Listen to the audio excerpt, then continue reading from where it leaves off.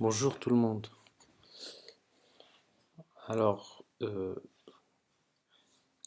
comme vous pouvez le voir, j'ai repris les vidéos, même si, à vrai dire, je n'ai pas plus d'énergie qu'avant, je n'ai même pas plus de volonté qu'avant.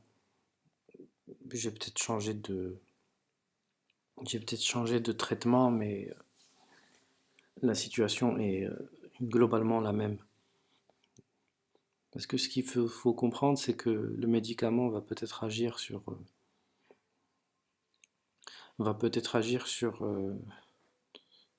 les symptômes. Donc, par exemple, il peut peut-être un peu soulager l'anxiété, il peut un peu peut-être soulager, il peut peut-être soulager en fait les problèmes de sommeil, mais il n'agit pas sur le plus important. Et le plus important, je dirais, c'est l'humeur. C'est même pas l'humeur, c'est l'espoir et l'humeur. Il ne donne pas en fait, il ne permet pas en fait de renaître. Donc, le médicament, j'ai l'impression qu'il n'a pas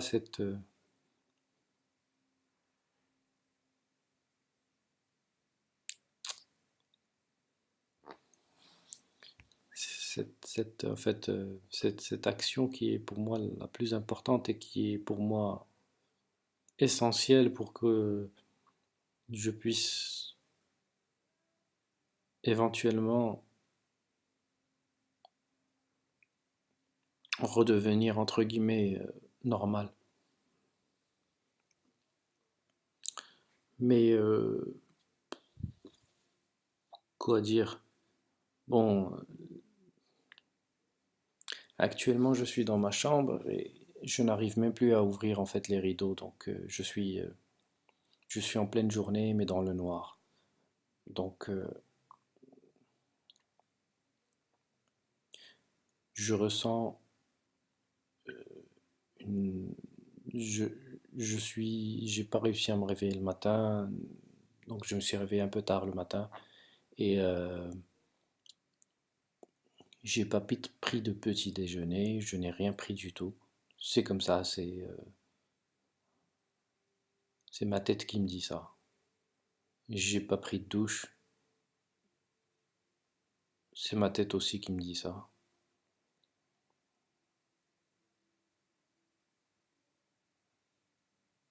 Donc je ne suis pas, je n'ai encore rien fait du tout. Donc j'ai juste ouvert mon ordinateur et puis même lorsque j'ouvre mon ordinateur et j'essaie d'aller sur Internet, je trouve que je n'ai même plus comment dire, je n'ai même plus d'attache avec je n'ai même plus d'attache avec n'importe quoi, je n'ai même plus, il n'y a plus rien qui m'intéresse en fait, il n'y a plus rien qui m'intéresse. Il n'y a aucun sujet qui m'intéresse. J'ai l'impression que tous les sujets sont vides et sont même un peu ridicules. Ce dont les gens parlent, je parle, je parle. Que ce soit, que ce soit sur le fitness, sur le fait de faire de l'argent, sur le fait de prendre soin de soi, de mieux manger, de manger ça ou je ne sais quoi, etc. En passant par, voilà, en passant par tout ce qui intéresse l'être humain normalement constitué. Donc j'ai toujours des problèmes d'élocution, j'ai des problèmes, voilà, là ma tête est bloquée, mais je n'arrive pas à m'exprimer en fait, mais je me sentais tellement seul et je me suis dit, il vaut mieux parler vaut mieux parler, peut-être que tu vas mettre, peut-être que cet enregistrement sera mis sur YouTube, peut-être pas, mais tu vas peut-être essayer d'extérioriser ce que tu ressens. Parce que, parce que dire ces choses-là même à ton médecin, ça n'est pas, déjà ce n'est pas possible parce que certains n'écoutent pas, et même lorsqu'ils écoutent, est-ce qu'ils vont comprendre? Ou est-ce qu'ils vont avoir assez d'empathie pour en fait t'aider à mourir tout simplement? Parce que la vérité, cette société est bizarre. L'être humain a le droit de... Dès qu'il est majeur, c'est ça le problème. Et moi, j'ai dépassé l'âge de la majorité, ça fait presque 20 ans. Donc, imaginez mon âge. Donc, ce que je veux dire, c'est, dans cette société, on a le droit de prendre un crédit, d'ouvrir un compte en banque, de se marier, de divorcer, de voyager, de quitter son travail, d'aller voir le médecin, de ne pas aller le voir, de se soigner, de ne pas se soigner, mais voilà, de vivre tout simplement. Mais lorsque cette vie devient impossible, comme mon cas, lorsque je souffre, et lorsque je souffre tous les jours,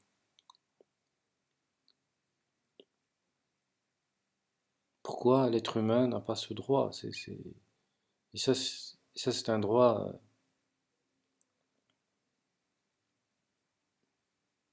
que plusieurs associations sont en train d'essayer ils essaient de gagner la bataille de ce dernier interdit. Parce que actuellement, lorsqu'on est vivant, on est obligé de vivre, ce qui est anormal. Parce qu'on peut, parce que lorsqu'on est normalement, lorsqu'on a signé, je sais pas, la charte des droits de l'homme, la charte des droits de l'homme dit clairement que chaque homme a le droit de disposer, a le droit à la vie, d'accord? Mais il a le droit à la vie. Donc c'est un droit qu'il a. Mais il n'est pas obligé il n'est pas obligé de vivre. Ça ne veut pas dire ça. Ça ne veut pas dire que euh, il y a une obligation quelconque. Il y a au contraire, lorsque, lorsque, euh, lorsqu'on avait écrit ça, on l'a écrit dans le sens que euh, on veut protéger, en fait, on veut essayer de protéger cet homme qui a le droit à la vie, donc qui veut vivre. Mais on a oublié peut-être le cas de la personne qu'on protège, oui, mais qui ne veut pas vivre. Donc celle qui ne veut pas vivre, c'est son droit aussi, parce que c'est son corps. Elle a le droit de disposer, l'être humain a le droit de disposer de son corps comme il veut. Il n'est pas obligé de vivre. On a été jeté dans ce monde, d'accord? On est jeté dans ce monde. On ne nous a pas demandé notre avis à la naissance, on ne demande pas notre avis à la naissance. Est-ce qu'on nous demande notre avis à la naissance avec un oui, non? Est-ce que vous voulez sortir du ventre de votre mère, etc. Si vous voulez sortir, appuyez sur un, si vous voulez pas, appuyez sur non, je ne sais pas, ou un truc du genre. Non, tu es forcé à la vie. Et ça, c'est un fait. Ok, c'est quelque chose dont on ne veut pas parler, et ça c'est grave, parce que les sujets dont on ne veut pas parler, et qui sont essentiels, parce que ils concernent en fait l'être humain, ça, ça concerne l'être humain et sa personne, et ça ne touche pas, ça ne touche pas à la liberté de qui que ce soit, parce que ça ne touche pas à la liberté de qui que ce soit, donc c'est quelque chose qui rentre dans les besoins et dans les droits d'une personne pour elle-même. Donc lorsque on ne veut plus vivre, on ne veut plus vivre, il ne faut pas nous forcer à le faire. Parce que ça, c'est cruel. Ça, c'est cruel de forcer quelqu'un à vivre. Parce que moi, si j'avais accès à l'euthanasie, par exemple, je serais parti il y a très longtemps. Très longtemps. Je le dis, je le répète. Si j'aurais eu accès à une euthanasie ou on m'aurait fourni les moyens d'un suicide sûr et voilà, d'une euthanasie ou d'un suicide sûr, voilà, je serais parti il y a très longtemps parce que tout simplement j'en ai marre de ces épisodes dépressifs. J'en ai marre parce que je vis avec ça depuis mon adolescence et j'en ai marre, tout simplement. J'en ai marre. Ça se ressemble, c'est toujours la même chose, ça se ressemble et c'est une souffrance qui n'est même pas descriptible. Ce qui est terrible dans cette maladie, contrairement au cancer et à d'autres maladies chroniques et majeures, c'est que les gens ne comprennent pas. Ils croient que simules, ils croient que tu en fais trop. Ils ne comprennent pas. C'est pas parce qu'ils ne veulent pas comprendre, c'est pas parce qu'ils sont mauvais, c'est parce que c'est difficile à matérialiser, tout simplement. Et lorsque c'est difficile à matérialiser, ils sont dans leur cerveau, je ne sais pas, ou leur perception leur dit que euh, peut-être qu'il a juste besoin d'un petit traitement pour se sentir mieux, ou je ne sais pas, ou il a juste besoin en fait de prendre l'air, ou des choses de ce genre, donc des choses triviales, alors que le mal, il est bien ancré. Il est bien ancré et il est bien réel. Il n'est peut-être pas visible, mais il est réel.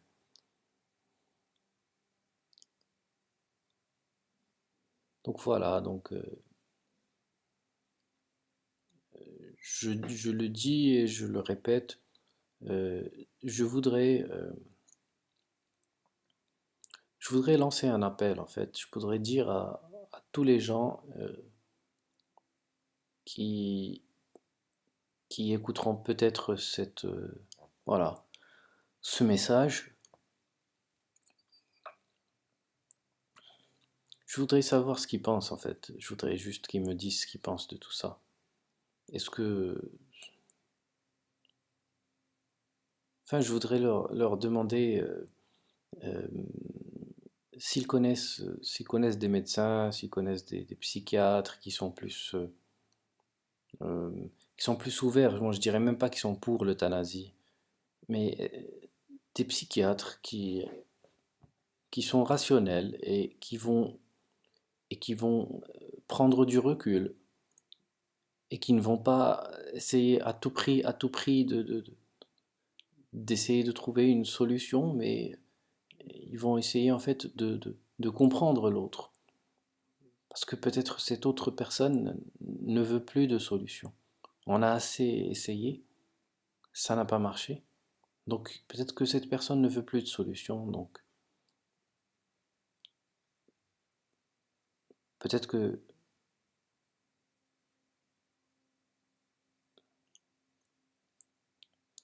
peut-être que ça permettrait à d'autres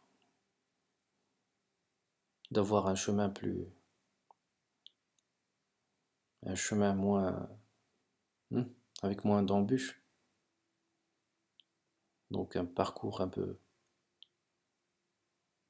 plus tranquille vers ce qu'ils aspirent. Donc à voir ce qu'ils veulent. Donc est-ce que vous pouvez imaginer que depuis 2015, je veux mourir, mais pas dans le sens où des fois je veux mourir, des fois je veux... Non, je veux mourir et ça n'a pas changé. Je veux, depuis 2015, je désire mourir. Ok? C'est mon souhait le plus cher.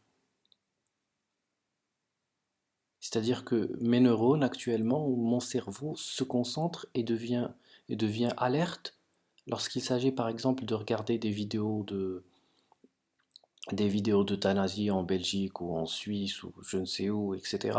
Ou lorsqu'il s'agit de lire un article qui concerne en fait l'euthanasie ou ces choses-là, mon cerveau recommence à fonctionner.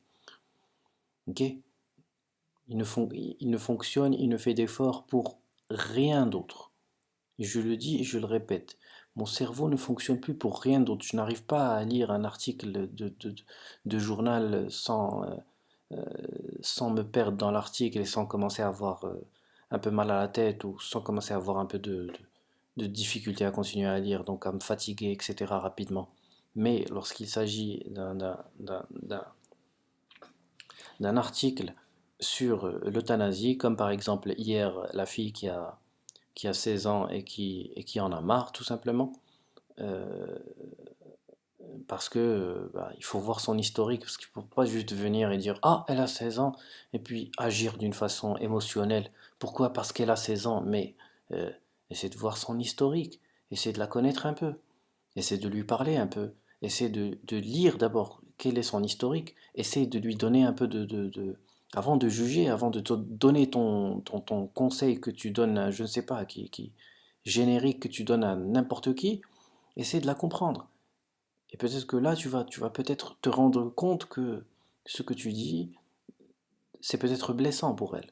Parce que pour moi, quelqu'un qui vient qui me dit non, non, non, mais il faut que tu vives de toute façon, moi, c'est blessant pour moi. C'est blessant pour moi, ça m'énerve. J'ai envie d'insulter l'autre personne, j'ai envie de l'insulter, ça m'énerve parce que c'est comme si tu me dis, toi tu ne sais pas ce que tu veux et tu n'es pas conscient de ce que tu fais ou je ne sais quoi, et c'est à moi de t'imposer ça. Mais si tu étais dans ma situation, est-ce que tu voudrais vivre comme moi? Est-ce que tu voudrais avoir des rideaux fermés, assis dans ta chambre, à ne rien faire, à avoir froid en plus. Tu as froid, tu te sens mal. Tu peux même pas mettre la nourriture dans ta bouche, même si tu as faim, parce que ton cerveau, il est complètement... Il ne marche plus, il ne fonctionne plus. Ton cerveau te dit qu'il faut arrêter. C'est ton cerveau qui te dit ça.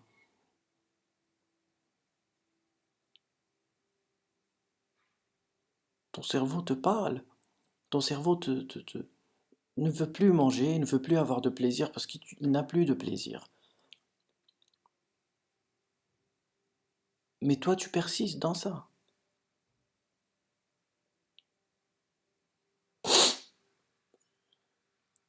Toi, tu persistes dans ça. Tu persistes à imposer ton point de vue.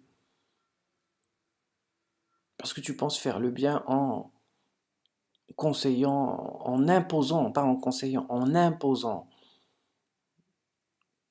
comme dans une dictature, en imposant ton point de vue, et il n'y a que ton point de vue, et on ne voit pas, on ne prend pas en compte le point de vue opposé. Donc, donc c'est pas possible. C'est pas possible de fonctionner comme ça. Donc je le dis, s'il y a des âmes charitables, je parle pas d'argent, mais s'il y a des âmes charitables et et qui connaissent des médecins qui sont, voilà, qui sont assez ouverts. J'ai un dossier médical qui est bien rempli. Donc, j'ai un vrai dossier médical et j'ai essayé plein de médicaments, j'ai essayé plein de choses. Et, euh, et voilà, et je veux partir. Ça fait longtemps que je veux partir. Ça fait très longtemps que c'est devenu mon seul souhait. Et je suis devenu une personne irritable, une personne, voilà, en fait, je ne veux plus vivre, je ne veux plus vivre, tout simplement.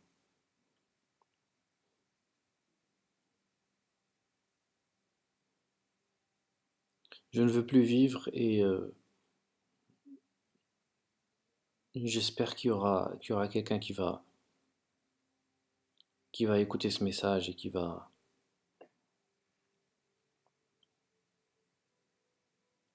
le prendre en considération. Parce que je pense que je vais publier, je vais le publier parce que il y a peut-être des gens qui connaissent des médecins, qui connaissent des médecins qui sont compréhensibles, qui vont comprendre, qui vont m'évaluer et qui vont dire, honnêtement, est-ce que cette personne a peut partir? Est-ce que cette personne peut partir? Même si je sais, je suis convaincu que je dois partir. C'est pas que je suis convaincu, c'est que c'est mon souhait. C'est comme ça. Je suis un adulte, comme on a dit, je suis un adulte. Je suis plus un enfant. Je sais ce que je veux. Je n'ai pas besoin qu'on m'impose quoi que ce soit. Je suis totalement en maîtrise de moi-même. Je ne sors pas dans la rue, je sors pas dans la rue, je sors pas, je cours pas, je suis pas fou, je suis malade. Je suis malade. Je suis pas fou, je suis malade. Voilà. J'ai aucun signe de folie. Ok.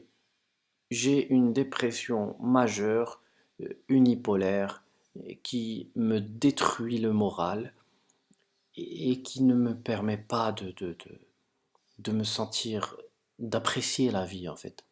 Voilà. Ce qu'il faut comprendre, c'est que lorsqu'on est atteint d'anédonie, il n'y a plus rien qui nous procure du plaisir. Plus rien. Ni la nourriture, ni les femmes, ni les sorties, ni le fait de travailler, ni le fait de voyager, rien du tout. C'est l'anédonie totale.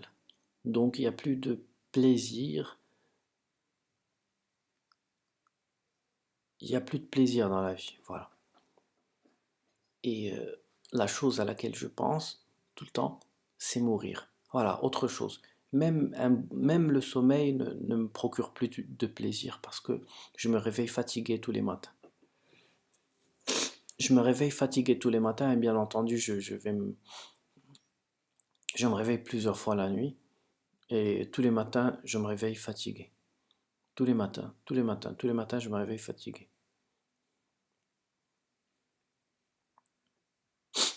Donc je me réveille fatigué et lorsqu'une personne se réveille fatiguée, elle a une énergie à rien faire. Et puis les idées noires reprennent. Dès le réveil, toutes les idées noires reprennent. Comme maintenant, toutes les idées noires reprennent, une après l'autre, une après l'autre, une après l'autre, une après l'autre, une après l'autre, une après l'autre, jusqu'à l'infini. C'est quoi ça? C'est ça que les gens ne comprennent pas, parce que lorsqu'une personne te voit pour la première fois, elle te dit c'est pas si grave, tu vas dépasser tout ça. Mais est-ce que tu es à ma place? Est-ce que tu es à ma place? Est-ce que tu m'as écouté même 5 minutes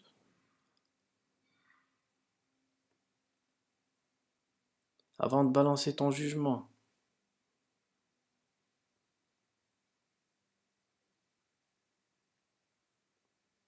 Voilà, c'est grosso modo, c'est ce que je voulais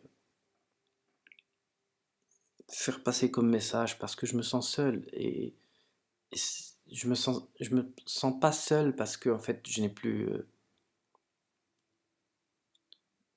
pratiquement plus de contact avec les autres ou parce que je suis isolé des autres physiquement et moralement.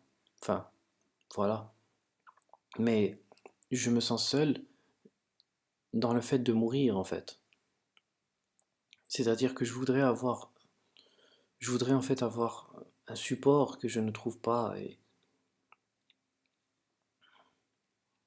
parce que je ne veux pas être, je ne veux pas poursuivre dans cette voie. Je veux pas continuer comme ça. Je veux que la souffrance s'arrête. Voilà. J'ai envie que la souffrance s'arrête.